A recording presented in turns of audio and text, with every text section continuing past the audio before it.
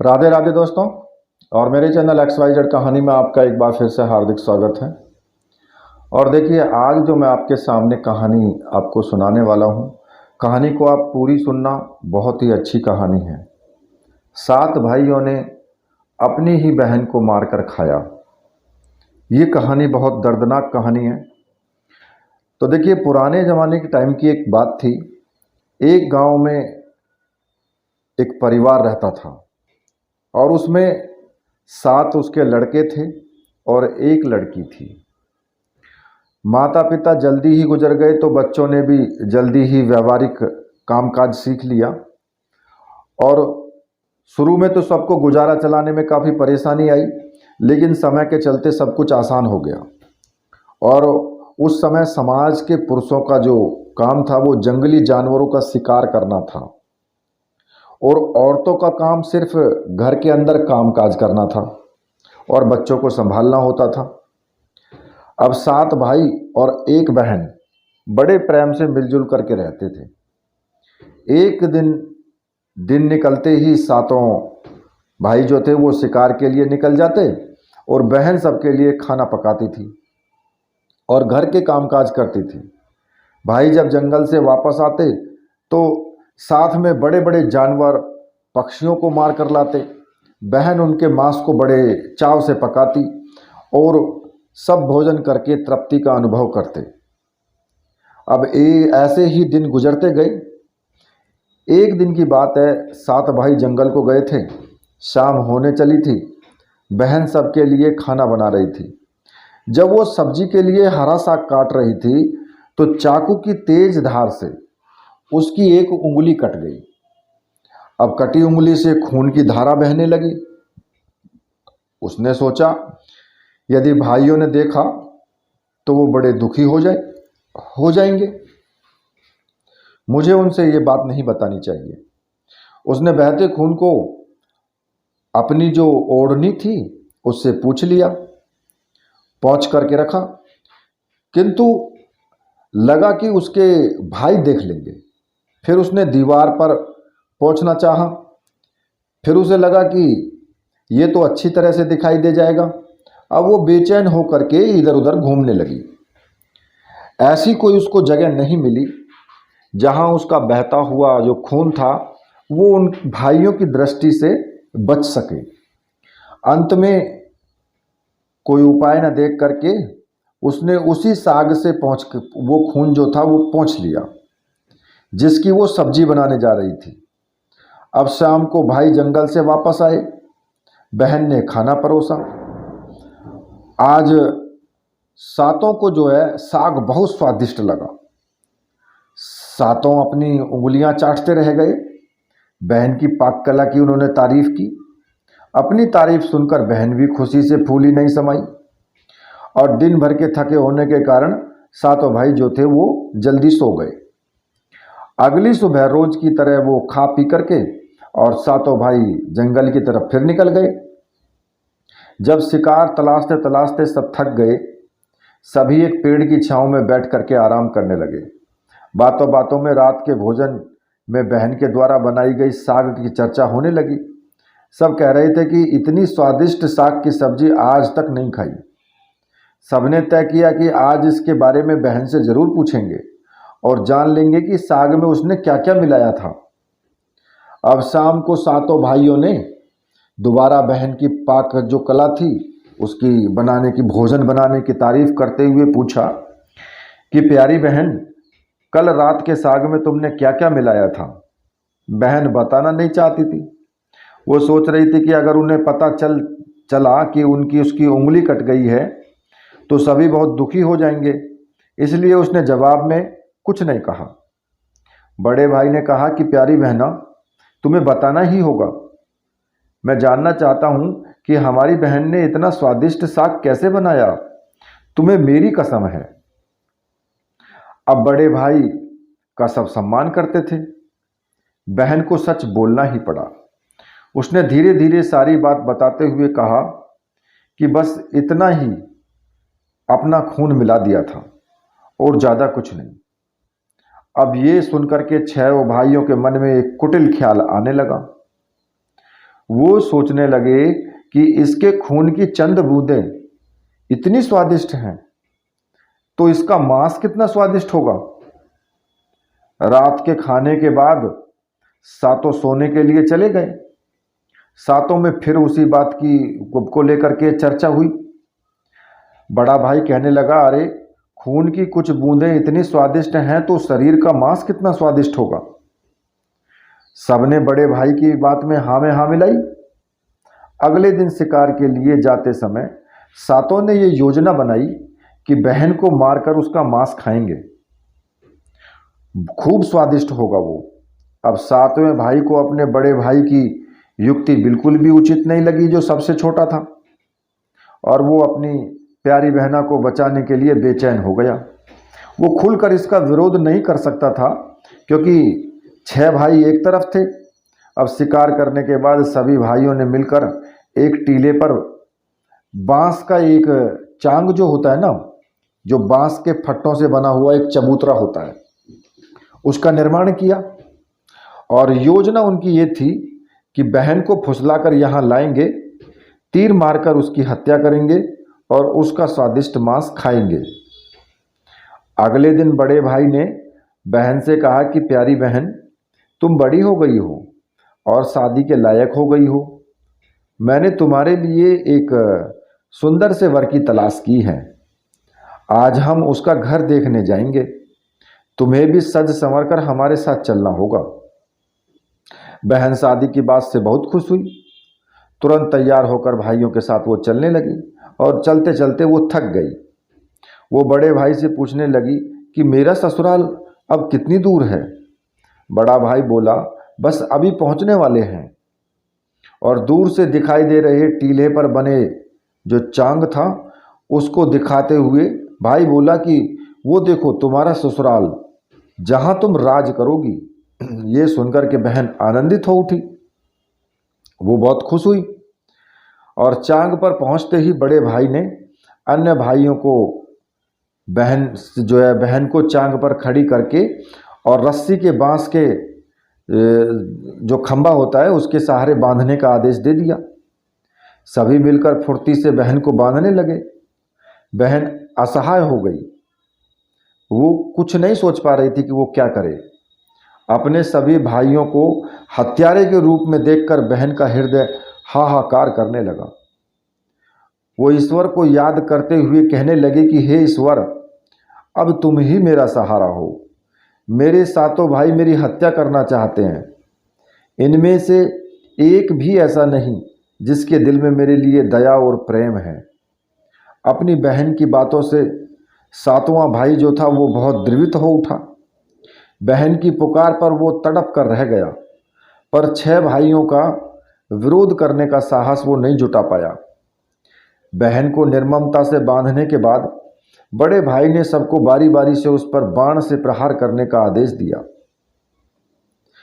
बड़ा भाई हाथों में धनुष बाण लेकर जब प्रहार करने को तैयार हुआ, तब बहन भाई के सामने हाथ जोड़ करके करुण स्वर में बोली कि मारो मारो भैया, छाती में लक्ष्य करके, भैया छाती में लक्ष्य करके। तुम्हारा तीर, तुम्हारा धनुष जंगल को जाएगा भैया। मारो मारो भैया, छाती में लक्ष्य करके, छाती में लक्ष्य करके भैया, छाती में लक्ष्य करके। भाई ने कठोरता दिखाते हुए तीर चलाया, पर उसका निशाना विफल हो गया। इसके बाद उसका दूसरा भाई तीर मारने को तैयार हुआ। बहन ने उसके आगे भी हाथ जोड़ करके करुण स्वर में वही गीत दोहराया, तो उसका भी निशाना चूक गया। इसी तरह सभी भाइयों ने बारी बारी से बहन की छाती को लक्ष्य करके तीर मारने की कोशिश की। बहन हर बार यही गीत दोहराती रही। 6 भाई लक्ष्य भेदन करने में असफल रहे। अब 7वें की बारी थी। 6 भाई उसे कहने लगे कि पूरी ताकत से तीर चलाना, बहन को एक बार में ही ढेर करना है। यदि तुम्हारा निशाना चूक गया तो तुम जिंदा नहीं बचोगे, हम सब मिलकर के तुम्हें मार देंगे। अब बहन ने छोटे भाई की जान खतरे में पड़ते हुए देखा, तो उसने अपनी जान न्यौछावर करके उसे बचाने का निश्चय किया। वो ईश्वर से प्रार्थना करने लगी कि हे ईश्वर, मेरे भाई का तीर मेरी छाती भेदने में सफल हो जाए। और वो करुण गीत गाने लगी कि मारो मारो भैया छाती में लक्ष्य करके, भैया छाती में लक्ष्य करके, तेरा तीर मेरी छाती भेद जाए, मारो मारो भैया छाती में लक्ष्य करके, छाती में लक्ष्य करके। अब छोटे भाई ने तीर चलाया, उसका तीर जो था वो बहन के हृदय पर जा लगा और वो दर्द से तड़फ उठी। कुछ देर छटपटाने के बाद उसके प्राण पखेरु उड़ गए। जब उसके प्राण पखेरु उड़ गए तो उन्होंने अपनी कुटिल योजना सफल होने पर 6 भाइयों की तो बाछें खिल गई। सातों ने मिलकर के मृत बहन का शरीर उस चांग से नीचे उतारा और 6 भाइयों ने मिलकर के बहन के शरीर की बोटी बोटी काट डाली। बड़े भाई ने 7वें को जंगल से लकड़ी और पानी लाने का आदेश दिया। छोटा भाई पानी और लकड़ियों के साथ साथ कुछ मछलियां और केकड़े भी लेकर के आया। वो अंदर अंदर बहुत दुखी था। उसके भाई बहन का मांस बड़े चाव से पका रहे थे। वो अपनी प्यारी बहन का मांस नहीं खा पाएगा। अगर नहीं खाया तो अन्य भाई उसे गाली देंगे। उसने मांस बनाते समय चुपके से अपने साथ लाई मछली और केकड़े को आग में डाल दिया और अपना खाने का जुगाड़ किया। चावल और मांस तैयार हो गया। जमीन पर केले के पत्ते बिछाकर उनमें सबके लिए खाना परोसा गया। छोटे भाई ने पहले ही अपने बैठने का स्थान पर एक छोटा गड्ढा खोद रखा था। उसने अपनी पत्तल में परोसे गए नर मांस को चुपके से गड्ढे में डाल दिया और मछली भात खाने लगा। अन्य भाई बहन की हड्डियां चबाने लगे और वो केकड़ा चबाने लगा। जब सबने बहन के शरीर का स्वादिष्ट मांस से अपना पेट भर लिया तो बड़े ने 7वें भाई को झूठा साफ करने को कहा कि भाई ये झूठन साफ कर दो। उसने बहन की बची कुची हड्डियां और शरीर के अन्य भाग जैसे सिर, नाखून, पंजे आदि सब इकट्ठा करके उसे गड्ढे में डाल दिया और मिट्टी से उसको ढक दिया। कुछ समय के बाद उस स्थान पर बांस का एक पौधा उगाया।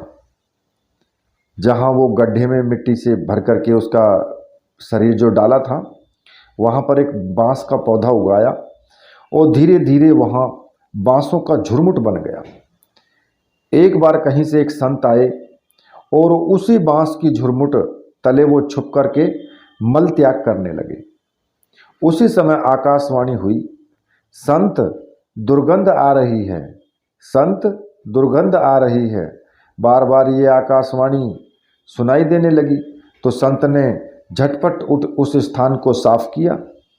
उन्होंने झुरमुट में से एक बांस काटा और वो अपने साथ ले गए। उस बांस से उन्होंने एक बजाने का यंत्र जो होता है बांसुरी, वो बांसुरी उन्होंने बनाई और उसे बजा बजा कर दिन भर वो लोगों के घर जा कर के भिक्षा मांगते और बदले में खूब सारा वो उपदेश देते। एक दिन संत भिक्षा के लिए बड़े भाई के द्वार पर गए।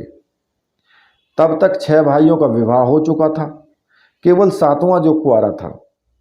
अब ज्यों ही संत ने बड़े भाई के आंगन में कदम रखा त्यों ही संत का जो वो बांसुरी थी वो स्वयं बोल उठी, नहीं बजो रे बांसुरी, यही है दुश्मन सबसे बड़ा। बड़े भाई के घर नहीं बजो रे बांसुरी, दया प्रेम सब छोड़कर रिश्ते में यही दाग लगाया। नहीं बजो रे बांसुरी, यही है दुश्मन सबसे बड़ा। बड़े भाई के घर वो बांसुरी नहीं बजी। अब योगी के बजाने से वो बार बार निकल रही थी और इस रुदन से बड़े भाई के पसीने छूटने लगे। उसने अपनी पत्नी से योगी को तुरंत भिक्षा देकर के विदा करने को कहा। इसी तरह योगी बारी बारी से 6 भाइयों के द्वार पर उपस्थित हुआ।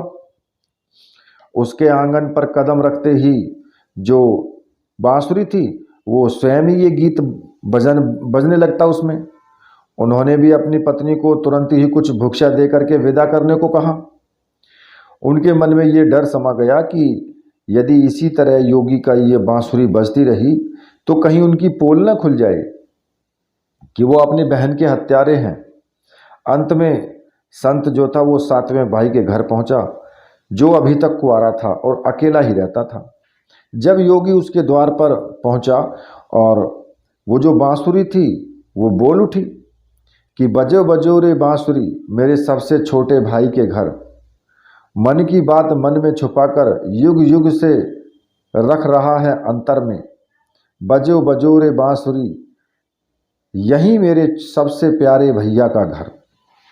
अब योगी जो था वो बांसुरी से प्यारा और दिलचस्प गीत बजते ही सुनकर के छोटे भाई ने उन्हें सम्मान के साथ अपने घर में बैठने के लिए आसन दिया। तांबूल पान जलपान से उनका सत्कार किया। इसके बाद जो बांसुरी के विषय में चर्चा हुई तो योगी ने बांसुरी के जन्म की कहानी विस्तार पूर्वक सुनाई। छोटे भाई ने उस बांसुरी को उसे देने के लिए प्रार्थना की तो योगी ने उसे छोटे भाई को सौंप दिया। अब योगी के चले जाने के बाद में छोटे भाई ने उस बांसुरी को अपने बिस्तर के सिरहाने रखकर एक साफ सुथरे स्थान पर धूप दीप जलाकर के सम्मान के साथ रखा उसने। और कुछ दिनों के बाद छोटे भाई के घर में कुछ परिवर्तन दिखाई देने लगे। जब भी वो काम से लौटकर घर आता सारा घर साफ सुथरा पाता। जब रोज रोज यही बात दोहराने लगी तो छोटे भाई ने अपनी भाभीयों से के घर जाकर के पूछा, मेरी गैर हाजिरी में आप लोग मेरा घर साफ करते हैं क्या? तो सभी ने जवाब दिया कि हमें अपने घर के कामकाज से फुर्सत नहीं है, तुम्हारा घर क्यों साफ करती हम। छोटे भाई ने निश्चय किया कि आज वो छुप कर देखेगा कि उसका घर कौन साफ करता है। वो घर के कोने में छिप गया। घर सुनसान होते ही जो बांसुरी वो जहाँ पर रखी हुई थी उस बांसुरी ने उसकी बहन की शक्ल की एक छोटी लड़की उसमें से निकली और घर का सारा काम किया और फिर उसी बांसुरी में वो समा गई। छोटे भाई ने ये बात अपनी बड़ी भाभी को बताई। बड़ी भाभी ने उसे समझाया कि ज्यों ही वो लड़की उस बांसुरी से बाहर निकलेगी तुम उस बांसुरी को आग के हवाले कर देना, फिर उस पर तुलसी दल छिड़क देना, फिर देखना क्या होता है। छोटे भाई ने बड़ी भाभी के कहने के मुताबिक काम किया। उसने लड़की के निकलते ही उस बांसुरी को आग में डाल दिया और लड़की पर पवित्र तुलसी का जल का छिड़काव कर दिया। तुलसी जल के स्पर्श से वो मानव रूप में आ गई। भाई ने देखा कि यह तो उसकी प्यारी बहना है। उसने अपनी बहन को गले से लगा लिया। उसके बाद दोनों भाई बहन बड़े प्रेम से जीवन जो है वो बिताने लगे। तो देखिए ये कहानी आपको कैसी लगी। अगर कहानी आपको अच्छी लगी है तो कहानी को लाइक कीजिए, शेयर कीजिए और चैनल को सब्सक्राइब कीजिए। और हमें इस कहानी से सीख भी मिलती है कि निस्वार्थ प्रेम ही रिश्तों को बनाए रखता है। रिश्तों को कलंकित करने वाले कभी नहीं छुप करके रह सकते। तो इसी के साथ अब मैं वीडियो को यहीं पर समाप्त करता हूँ। अगली वीडियो लेकर के मैं आपके सामने फिर उपस्थित होऊंगा। तब तक के लिए राधे राधे।